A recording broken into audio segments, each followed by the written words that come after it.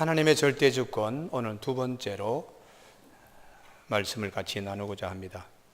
우리가 살아가면서 많은 질문을 하는데 성경은 질문보다 고백을 하라고 그렇게 말씀하세요. 질문은 믿음이 없을 때, 확신이 없을 때 하나님 정말 살아계십니까? 하나님, 나는 왜 이런 처지가 됩니까? 이렇게 질문하고 반문하지만 믿음과 확신이 있으면 하나님 감사합니다. 이렇게 고백과 찬양이 되게 됩니다. 그래서 신약 성경에 바리새인이나 사두개인들이 주로 예수님께 질문을 좋은 긍정적인 순기능적인 질문보다 반대로 흠을 잡으려고 예수님 넘어지게 하려고 역기능적인 그런 이제 반문들을 많이 한 본인이 이렇게 대답하면 예수님께 대답하지 못할 거야 이런 것을 딱 깔고서 질문하니까 주님께서 그 질문을 받으실 때마다 외식하고 어리석다고 본 겁니다. 거기에 비해서 베드로의 경우는 주는 그리스도시요 살아계신 하나님의 아들이십니다라고 고백할 때 주님이 대단히 기뻐했습니다. 얼마나 기뻐했는가 하면은 내가 이 교회 위에 반석을 세우겠다고 베드로의 그 고백 주님이 들으시고 주님의 교회를 세우시고 음부의 권세가 이기지 못하도록 주님께 철장 권세 천국 열쇠를 주시겠다고 그렇게 말씀을 하셨습니다. 지난 주일에 우리가 살펴본 대로 창조주 하나님 복중에 예지하시고 예정하신 너무 그건 억울하지 않느냐. 에서가 야곱을 섬기겠다. 예지하시고 예정한 것에 대하여 반문하는 그대여. 토기장이가 흙을 가지고 이 그릇을 만들든 저 그릇을 만들든 그릇이 토기장이에게 대들지 않듯이 우리도 하나님께 그런 반문을 한다든지 예지하시고 예정하시고 부르시고 의롭다 하시고 영화롭게 하신 하나님의 계획에 대해서 우리가 감사합니다. 나 같은 자를 하나님께서 예수 그리스도의 피값으로 불러주시고 예수 그리스도의 은혜로 부활에 참여할 수 있도록 복 주신 하나님께 감사합니다. 이렇게 되어야 되는데 하나님, 저 사람은 하나님이 예정 아니하셔서 교회도 다니지 않고 저렇게 핍박하고 저렇게 못된 짓 하는데 저 사람도 그렇게 하나님이 예정하셨습니까? 이렇게 반문하지 말라. 하나님은 그런 자에게도 하나님은 오래 참았다가 나중에 더 큰 그릇으로 쓰시는 하나님이시다. 할렐루야. 이렇게 하는 하나님의 절대 권한이라는 거예요.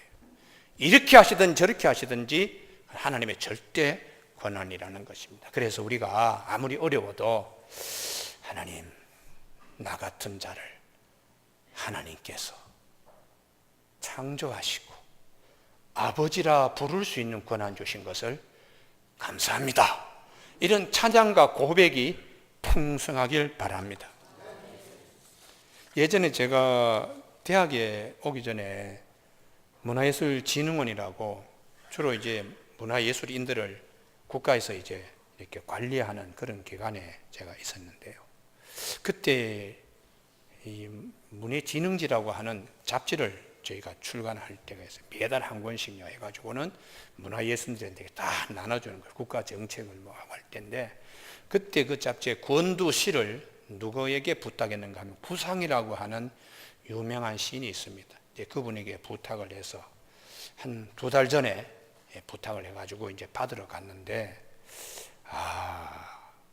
그렇게 유명하신 분이라서 대단한 기대를 하고 갔더니 원고지 한 장에다가 주신 시가 하여튼 좀 죄송한 얘기인데요. 개발 세발라는 글씨로 몇 자 이렇게 적어 주시더라고요. 그래서 내가 그때는 이런 시는 나도 짓겠다 그러면서 받아왔는데 잡지 편집을 해서 권두시로 딱 올리고 난 다음에 사람들이 그러는 거예요. 그 유명한 구상 선생님의 시를 잘 받기 어려운데 어떻게 그런 시를 받느냐고 그러면서 감격하는 거예요. 그래서 제가 피를 보여주면서 구상 선생님이 친히 쓰신 원고지에 쓰신 이게 미국 필 원고라고 보여주니까 아유 그 선생님이 이렇게 쓰시다니 하고 감격하더라고요. 여러분 똑같은 원고지인데 문방구에 있는 원고지는 아무도 감격하지 않습니다. 제가 쓴 원고지도 사람들이 감격하지 않아요. 그런데 그분이 쓰신 원고지는 사람들이 감격하더라고요. 밀레가 있었는데 우리나라에 3번 밀레 특별전을 한 것으로 기억합니다. 밀레는 살아생전에도 굉장한 인기를 얻었어요. 그분이 세상을 떠나고 난 다음에 그림은 더 천정을 정말 찌를같이 가치가 높았어요. 그래서 밀레가 그림을 그리기 위해서 종이에 스케치한 거 구겨가지고 버린 쓰레기통에서 그걸 하나 찾으면 큰 부자가 되고 참 큰 돈을 벌 수 있는, 그래서 어떤 사람이 밀레가 거처하던 창고에 가서 다 뒤진 겁니다. 근데 마침 밀레가 구겨서 버린 조그만 종이 하나를 발견하게 되었어요. 얼마나 기쁜지, 얼마나 감사한지. 왜요? 밀레가 스케치하다 구겨서 버린 것이기 때문에 그렇습니다. 우리 성지순례 가서 예수님이 거닐던 갈릴리 바다도 거닐고 예수님께서 전도하던 가버나움에도 우리가 가는데, 만약에 성지순례 하다가 가버나움에서 하나 2000년 전에 조그만 기와장 하나, 손바닥 반만한 기와장에 성경 말씀 한 절이 딱 기록된 걸 발견하면 대단한 행운입니다. 만약에 상상입니다. 그걸 주님께서 쓰신 것이 발견된다면 얼마나 대단한 가치를 가지겠습니까? 우리 각자 한 사람은 하나님이 빚으신 피조물입니다. 그러면 우리의 가치가 얼마나 대단하다는 것을 우리 스스로 알아야 됩니다. 그래서 하나님 감사합니다. 나를 이렇게 빚으시고, 하나님 나를 이렇게 사랑하시고, 이런 마음이 생겨야 되는데, 하나님 저 집은 저렇게 잘 되는데 나는 왜 이렇게 힘듭니까? 저분은 하나님이 예지하시고 예정하셨다면 나는 예지하시고 예정한 것이 아닙니까? 이렇게 반분하지 말라. 그분이나 나나 하나님이 빚으신 위대한 피조물입니다. 할렐루야. 그러면 감사가 우리 안에 넘쳐야 돼. 할렐루야. 그런데 예지하시고 예정하시고 부르시고 의롭다 하시고 영원롭게 하신 예지 예정에 대한 하나님의 절대 주권을 우리가 보면 우리는 그분의 위대한 피조물이 늘 감사하고 찬송하고 이렇게 되어야 되는데 자꾸 반문하는 거죠. 그래서 20절에 이 사람아 네가 누구이기에 감히 하나님께 반문하느냐? 지음을 받은 물건이 지은 자에게 어찌 나를 이같이 만들었느냐? 말하겠느냐? 따지고 묻고 반문하는 것보다 하나님, 나의 주인은 하나님이시죠. 할렐루야. 그리고 하나님은 나의 목자이십니다 하고 시편 23편처럼 찬송과 고백하는 것이 하나님을 기쁘게 해드린 겁니다. 21절 토기장이가 진흙 한 덩이로 하나는 귀 쓸 그릇을 하나는 천이 쓸 그릇을 만들 권한이 없느냐? 하나님의 절대 주권인데요, 우리가 귀 쓴다 천이 쓴다는 것은 우리 관점이에요. 우리 관점. 우리가 볼 때 저분은 대단히 복받고 나는 그렇지 못하고, 이건 우리들의 눈이지 하나님은 다 소중한 하나님의 피조물입니다. 더러 우리 개인 전 시간을 가지고 있는 분들 친구 초청하고 그래서 자랑하는 경우 있거든요. 저도 제가 아는 예술가 가운데 한 분이 유명한 분인데, 그분이 한번 자기 전 시간에 한번 오라 그래서 갔더니 대문관 옆에다가 작품을 하나 뒀어요. 그리고 또 자기가 거처하는 곳에다가 또 작품을 여러 점 둬서, 야, 저 대문 밖에도 내가 볼 때는 괜찮은 작품인데 저걸 왜 저렇게 길가에 버려뒀느냐고 그랬더니 이분이 하는 얘기가 그거예요. 아니다 이거예요. 그것도 내가 빚은 것이기 때문에 소중하게 생각한다는 거예요. 누가 밤에 와서 그 작품을 대문간에 있다고 지게에 지고 간다든지 차에 실어 가면은 자기 자식을 잃는 것처럼 그렇게 아플 수 있는 작품이라고. 우리가 집안에 있는 것만 소중하고 대문간에 있는 것은 천하다. 그건 우리가 보는 관점이고요. 그것을 만든 예술가는 집안에 있는 거나 대문간에 있는 거나 다 자기가 낳은 자식처럼 소중하게 여깁니다. 그래서 예수님께서 오셔서 참 힘들고 어려운 자들, 지치고 영혼이 메마른 자들이 주님을 찾아올 때에 수고하고 무거운 짐 다 내게로 오라, 내가 너희를 쉬게 하리라고 말씀하신 주님이 뭐라고 설교를 하셨는가 하면은, 공중 나는 새를 봐라, 들에 핀 백합화를 봐라, 심지도 길쌈도 하지 않으시고 하더라도 하나님이 다 먹이시고 입히지 않는가? 하물며 너희일까 보냐? 믿음이 적은 자들아. 공중 나는 새도 들에 핀 백합화도 하나님이 다 책임지시는데 하물며 너희일까 보냐? 내일 아궁이에 던져질 들풀도 하나님이 이렇게 사랑하시는데 하물며 너희들을 향한 사랑은 대단하다는 것이 할렐루야. 그런데 이게 자기 이제 정체성, 나는 누구인가, 하나님 앞에서는 어떤 존재인가 이렇게 할 때에 야, 내가 참 소중한 존재구나, 자존감을 회복할 수 있도록 주님이 말씀하셨어요. 무엇을 먹을까, 무엇을 입을까, 무엇을 그냥 마실까 늘 염려 근심 걱정으로 마음을 꽉 누르고 있지 말고 먼저 그 나라와 그 일을 구하라. 하나님이 나를 지으셨어. 나는 하나님의 백성이야. 그러면 하나님이 책임지실 거야. 할렐루야. 마음의 편안함으로, 그래서 내일 일은 내일이라는 시간이 염려할 것이니까 걱정하지 마라. 내일이라는 시간이 책임지고 염려할 것이기 때문에 하나님이 하실 거라는 거예요.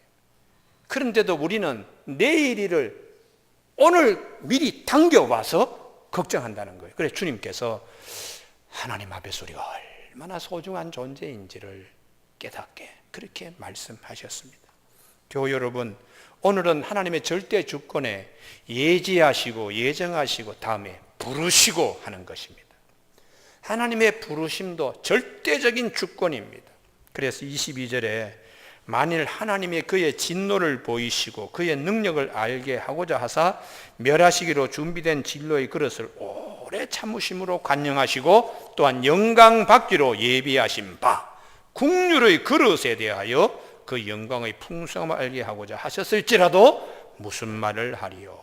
쉽게 말하면 하나님이 영 마음에 들질 않아요. 그래서 그냥 내다 던져서 깨어질 그릇, 진로의 그릇으로 이렇게 생각되는 그릇을, 아니야, 조금 더 참지, 그래 좀 더 기다려보지, 그래 불쌍히 여겨. 그래서 국률의 그릇에다가 하나님이 더 많은 걸 담아주셔서 깨어질 뻔한 그릇이 하나님이 불쌍히 여기셔서 더 풍성한 것을 담아주시는 하나님 앞에 반문하지 마라. 하나님 이렇게 좋으신 하나님이, 할렐루야. 그래서 우리가 이 진노의 그릇을, 깨어버리고 말아야 될 그릇을 하나님께서 아이고 불쌍해, 그러면 안 되지 하고 당신의 것을 채워주시는 하나님인데, 이런 절대 주권이요. 저기 이방인들은 구원을 받지 못해, 당장 그냥 무너져야지, 이렇게 여기는 것도 하나님이 아니야. 좀 더 기다려보지, 언젠가나 마음을 돌이켜서 알게 될 거야.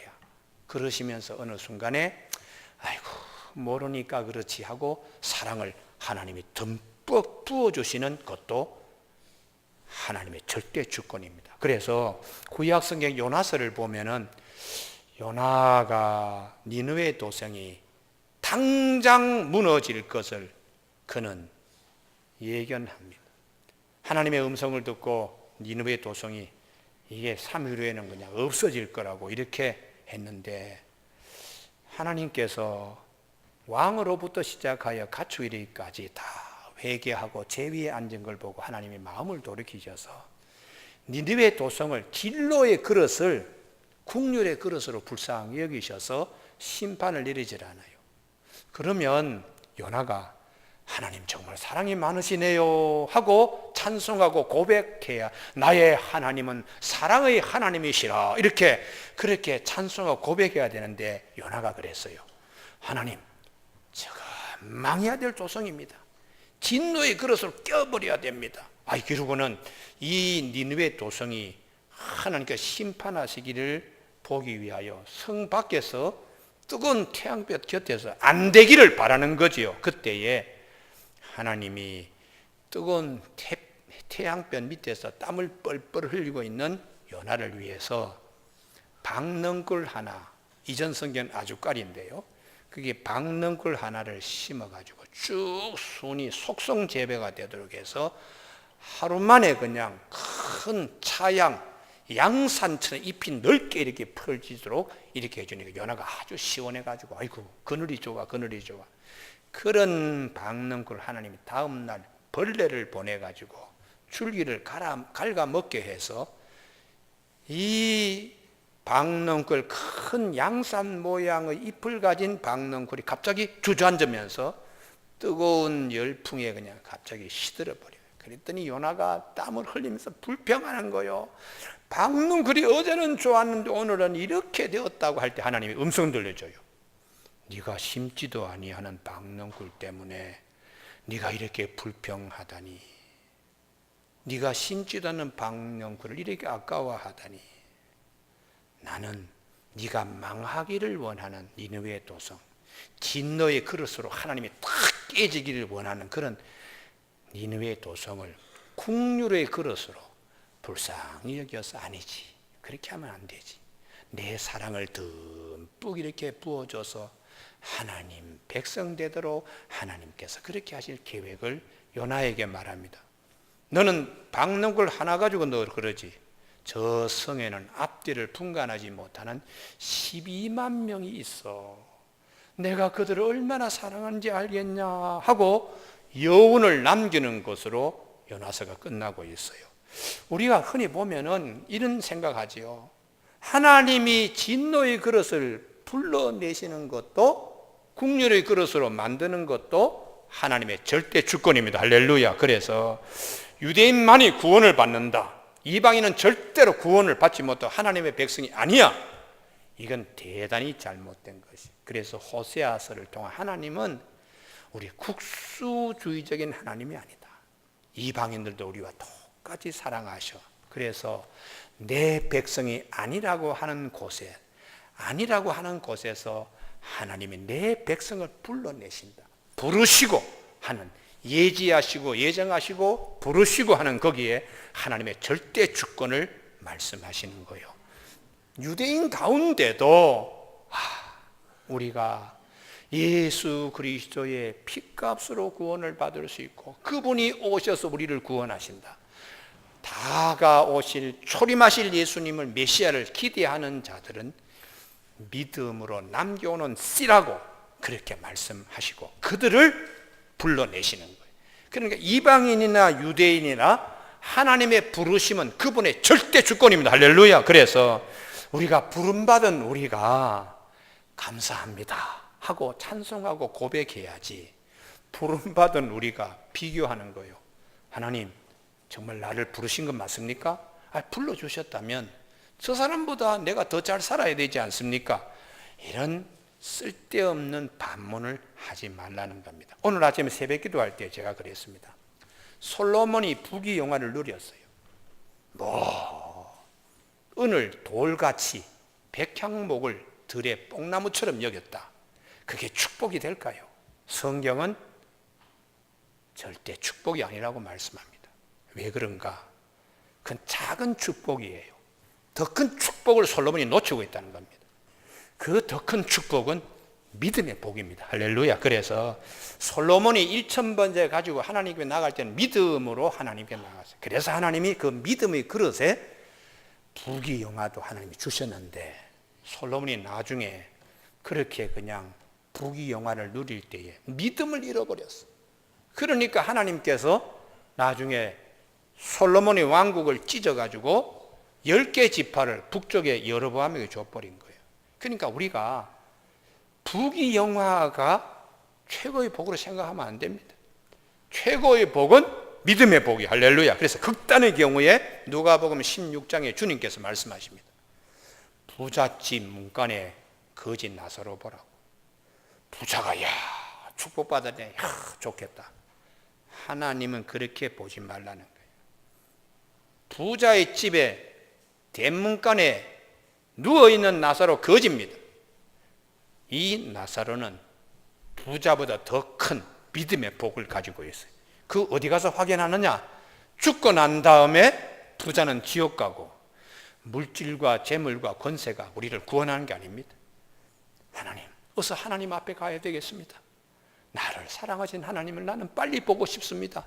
그런 믿음을 가진 나사로는 그 믿음대로 천국의 아브라함의 품에 안기는 이런 축복이 있다는 거예요. 그래서 우리가 육신의 장막, 코에서 숨을 쉰다고 이것이 전부 다 우리의 삶이 아니고 숨이 끊어지더라도 내 영혼은 그대로 있는 겁니다. 할렐루야. 이게 하나님 앞에 가느냐 아니면 지옥 가느냐 둘 중에 하나인데 내 인생을 육신의 장막만으로 보지 말라는 거예요. 그리고 중요한 것은 내 영혼이라는 것입니다. 자, 힘들다고 하나님 정말 나를 예지한 것 맞습니까? 예정한 것 맞습니까? 부르신 것 맞습니까? 이렇게 반문하지 말고 예전에는 참 내가 죄와 허물 가운데 있었던 나였습니다.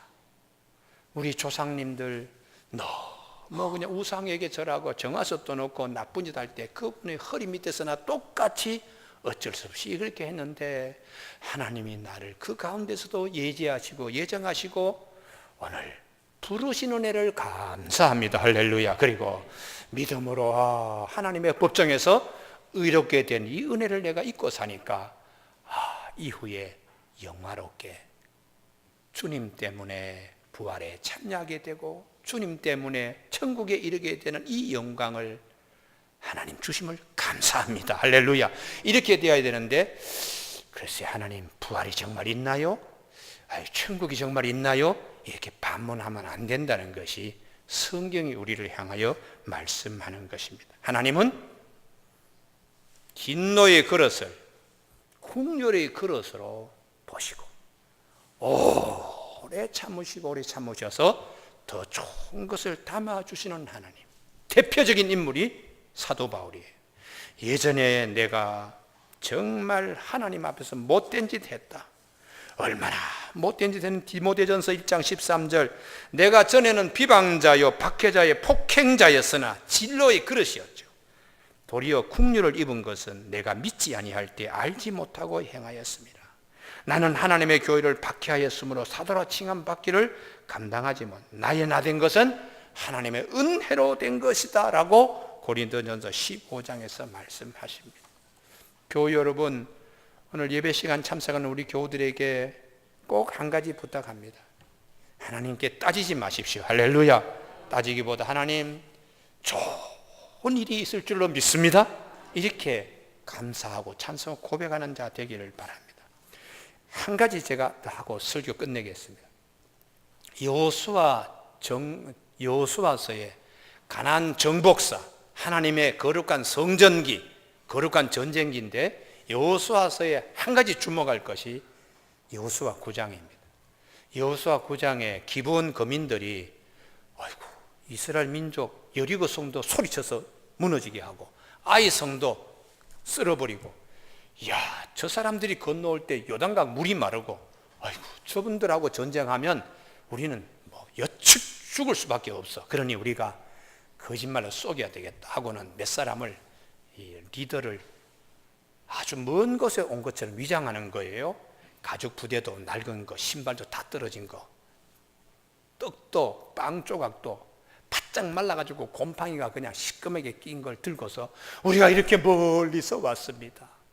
우리를 살려주세요. 우리가 평화조약을 좀 맺으십시다 했더니 여호수아가 족장들을 불러놓고 불쌍히 여긴 겁니다.